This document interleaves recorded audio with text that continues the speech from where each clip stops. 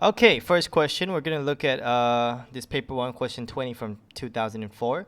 It says differentiate this with respect to x. Okay, after just a glance, I can see that I'm supposed to differentiate a product. Well, basically what I mean is this times this. Okay, so that means I have to use the product rule, the product formula. And that would be to copy front, differentiate back, and then to plus differentiate front, copy back. Okay, so I'm just gonna let y equals whatever this is, 3x squared, 2x minus 5 to the power of 4. That means if I were to differentiate that, y prime would give me, okay, step 1, differentiate front. That's gonna be 6x. And then I'm going to copy back, so 2x minus 5 power 4 plus, now step 2, copy front, 3x squared, and then differentiate back. Okay, but back, the back part is not an easy part to differentiate because I got something to the power of 4.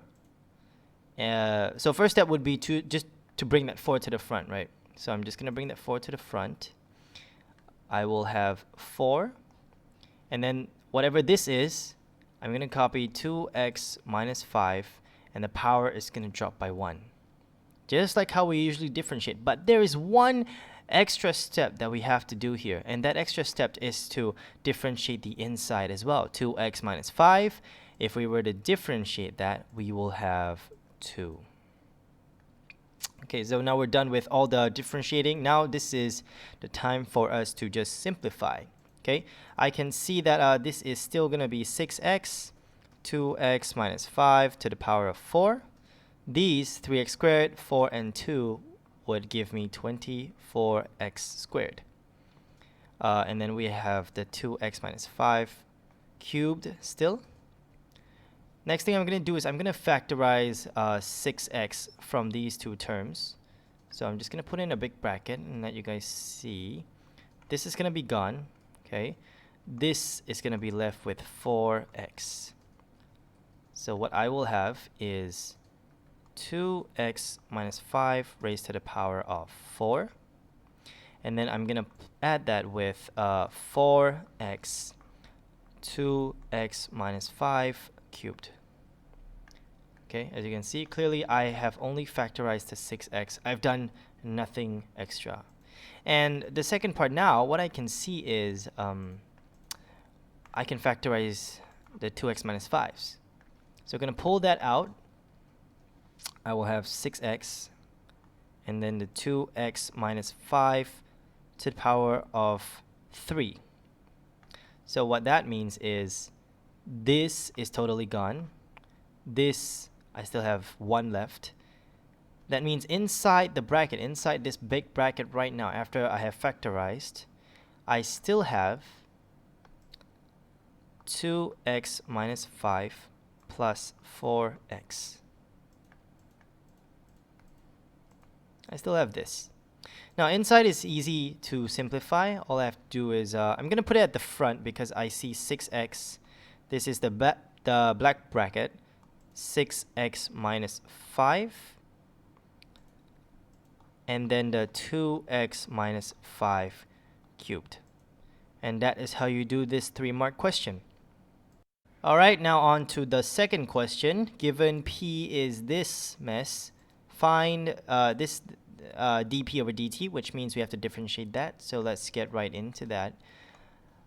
P equals that. So dp on dt, the first part, again, bring the power to the front, 3.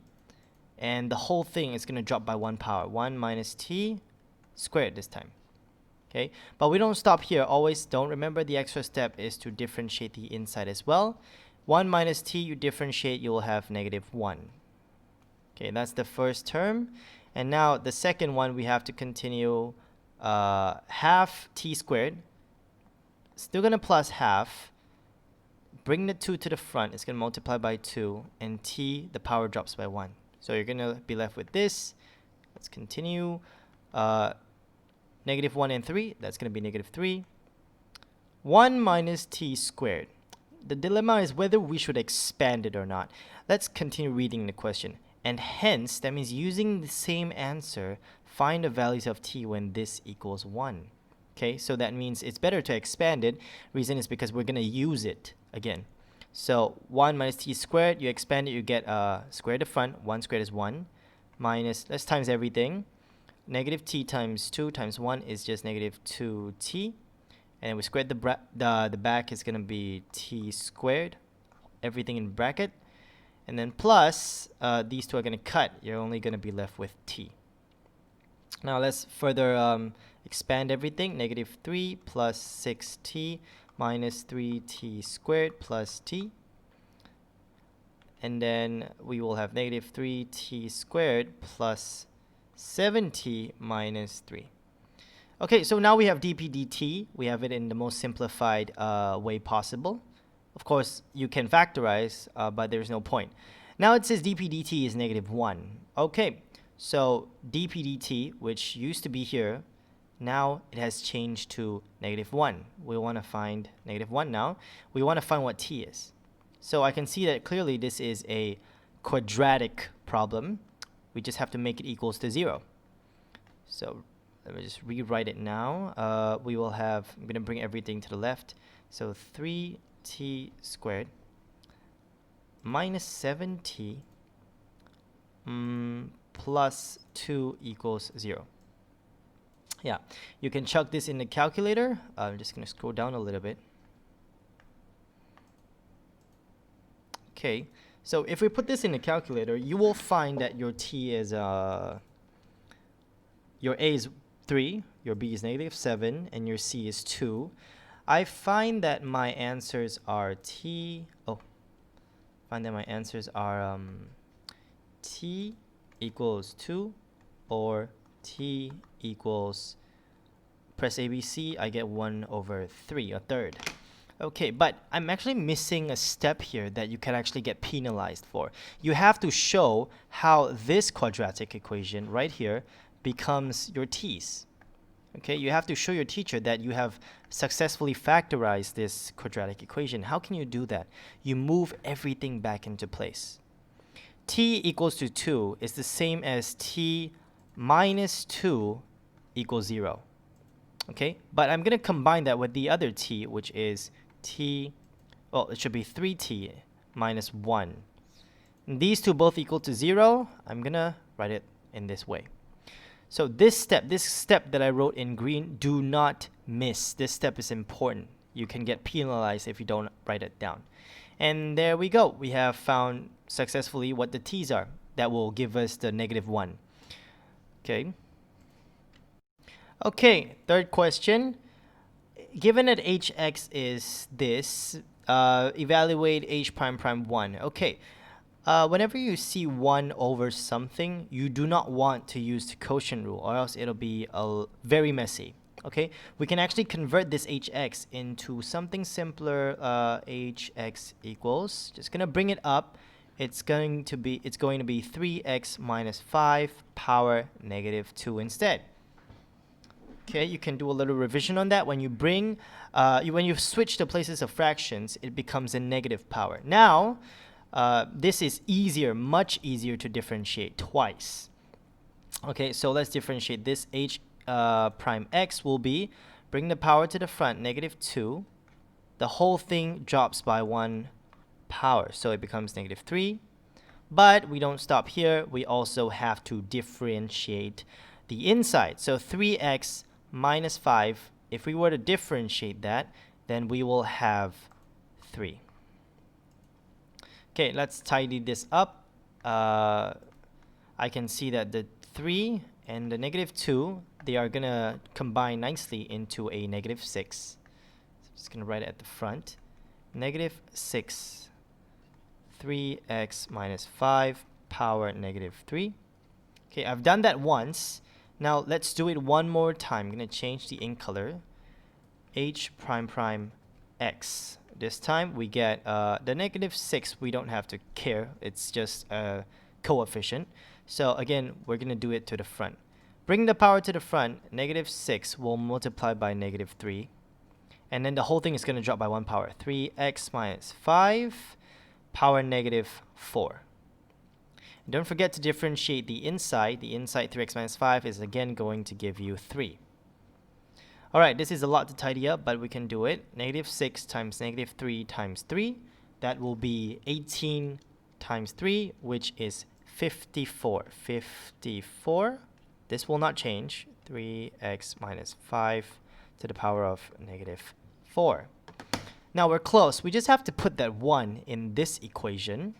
So let's do it somewhere else. I'm gonna leave a blue line. So h prime prime 1 is going to equal, I'm gonna write it back into the fractional form. 54 is gonna sit nicely up here, while the bottom, the power negative 4, is going to go into the bottom. 3x minus 5 to the power of 4 instead of negative 4. Okay, but I already mentioned that it has to be h prime prime 1, so I'm going to switch that x into the 1.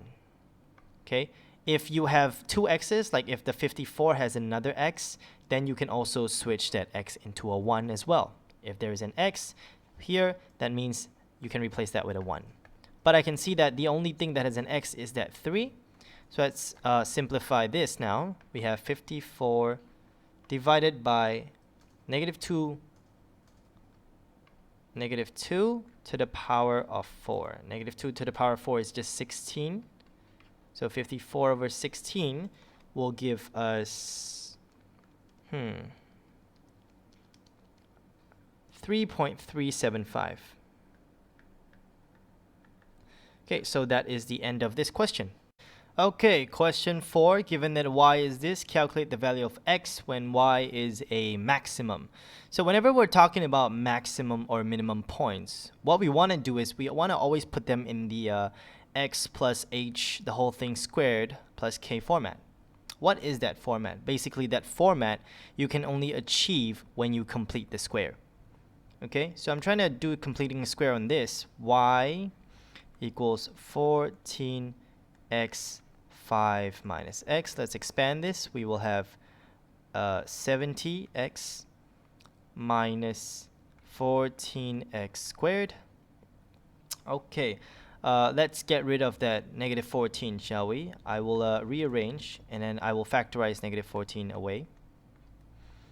So that means I will have x squared minus 70 over 14.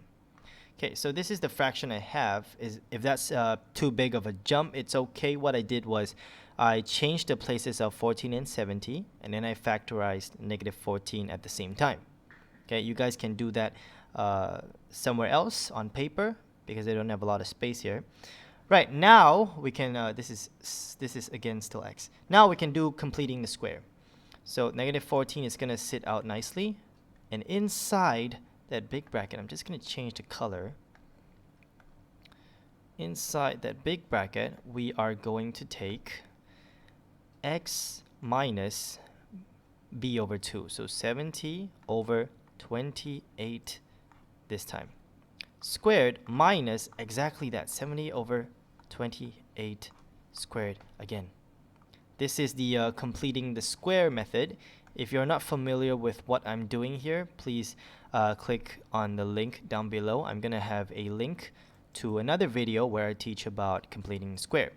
Okay, so right now we can actually expand this equation. Just going to draw a line. We're going to expand this, and we will have negative 14 equals negative 14. Now this negative 14 follows the x minus, that's going to be 5 over 2 squared. And then the negative 14 is going to multiply this. So it's going to be a positive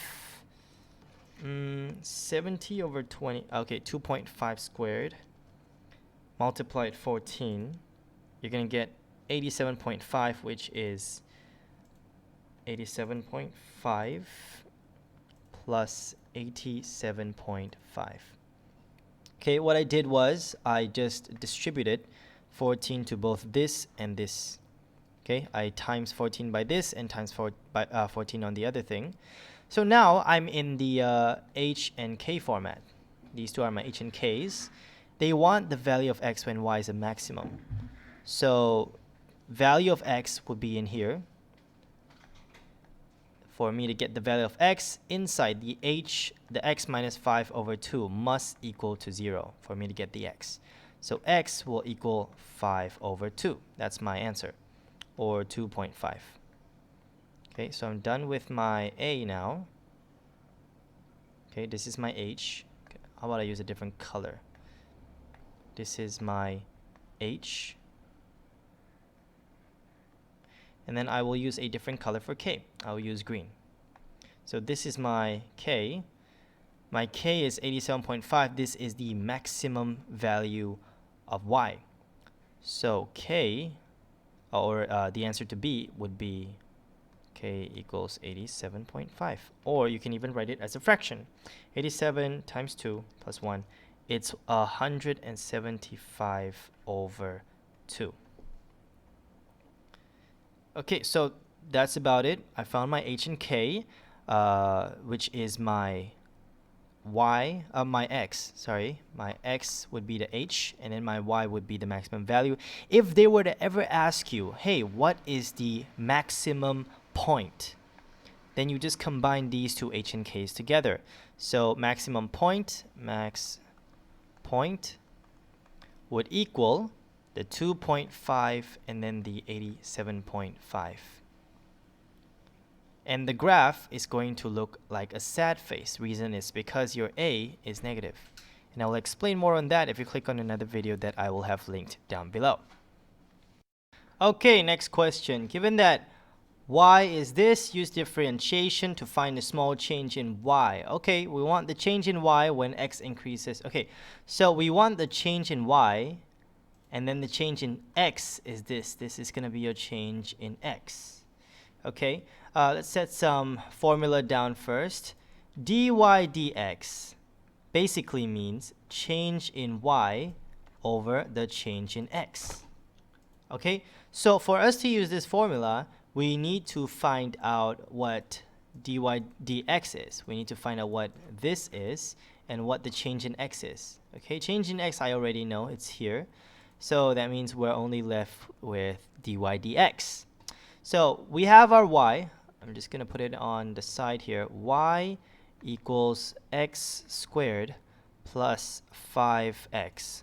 So which means dy dx would be 2x plus 5. And we know that x is 3 for now. So dy dx, okay, it's going to change from 3. 2 times 3 plus 5, you will have 11. Okay, my original number is still 3, my current x, and it's going to change into that. So dy dx is 11. I can put it in here.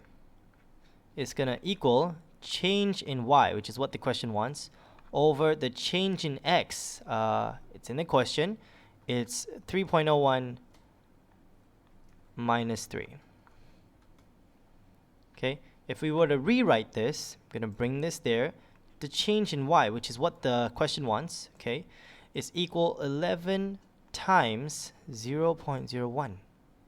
That would be from the 3.01 minus 3. And the answer is 0.11. That is the change in y, dy. Okay, so all this is 3 marks. What you're going to have to apply is this understanding. I'm going to do that in green. Okay, what you're going to apply is basically this understanding. Y is the change in y over change in x. I'll make a video on that, and I'll put it in the link description down below. And then you need to understand how this relates to this formula as well. Okay, I'm going to do 2 more questions, and I'm going to end this video here.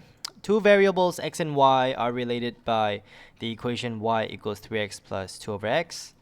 Given that y increase at a constant rate of 4 units per second. Okay, per second, that means y is changing over time. So that means dy over dt is 4.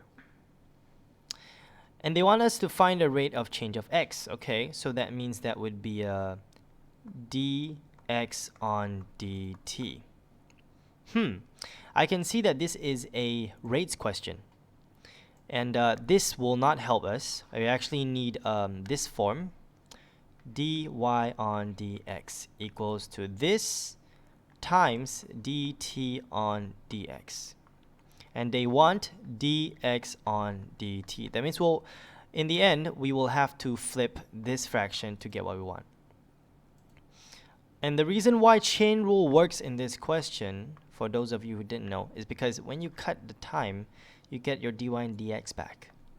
But we want to expand it. We want to keep it in this form just so we can use it. Okay, let's begin. So I can see that dy on dt is 4, no problem. But what is dy on dx? Let's find out. y is equal to 3x plus 2 over x. And we can bring that x up to x power negative 1.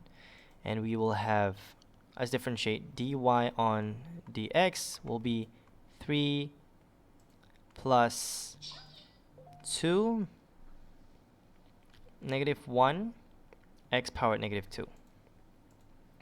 Okay, let's bring it back. 3 plus negative 2 over x squared.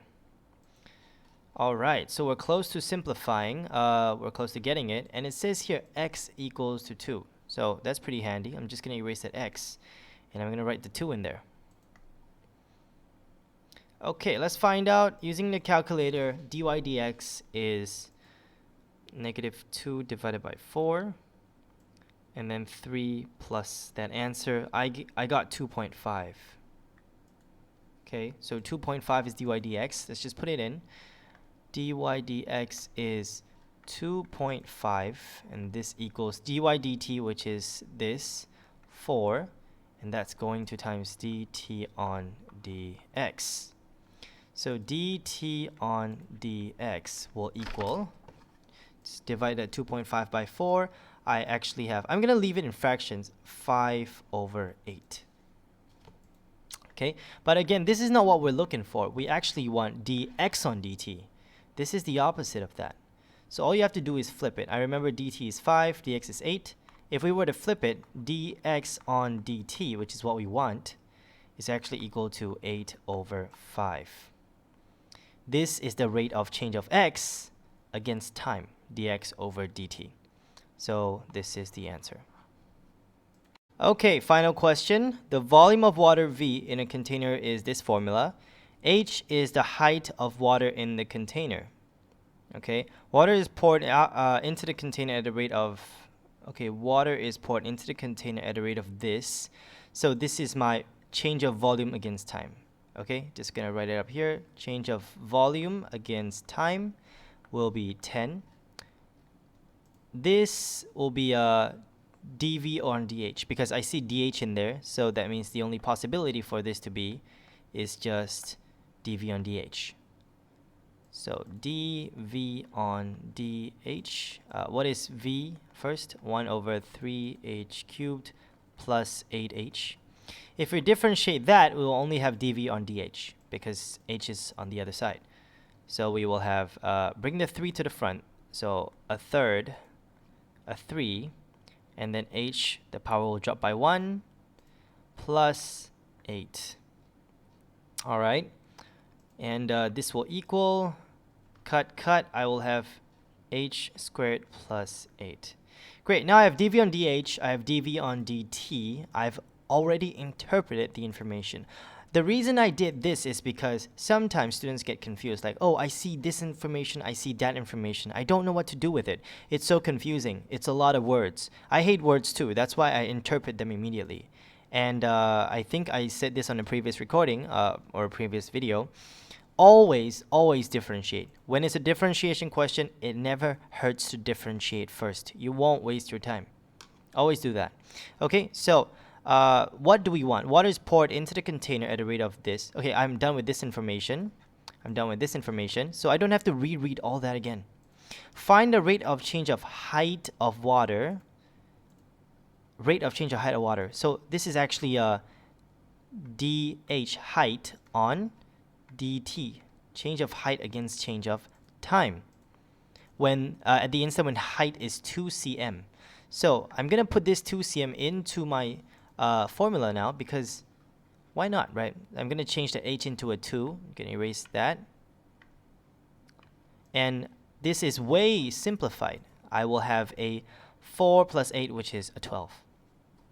Now, dh on dt, using the previous understanding, dh will be on the top, dt will be at the bottom. And then what should be in the middle? I can see that would be the dv. So to complete this formula, dv, dv. This way, the dv's can cut. All right, let's put some data in. dh on dv, do I have that? No, I have dv on dh. So for me to get dh on dv, I got to flip the 12. It'll be 1 out over 12 instead. Times dv on dt, I have that, it's 10. So the answer is 10 over 12. And I did that without even thinking. You just got to remember how to differentiate and the chain rule. I'm just using these two formula. And that is why it's only 3 marks, because it's that simple. And don't forget the unit. This is change of height against time. Height, the unit of height is going to be cm. In this case, as you can see, everything is in cms. Here as well. And then against time. And the time here in this question is seconds, as you can see in these two units. So this would be the unit for the answer. That's all for this video. Thank you for watching. Please like, subscribe, share.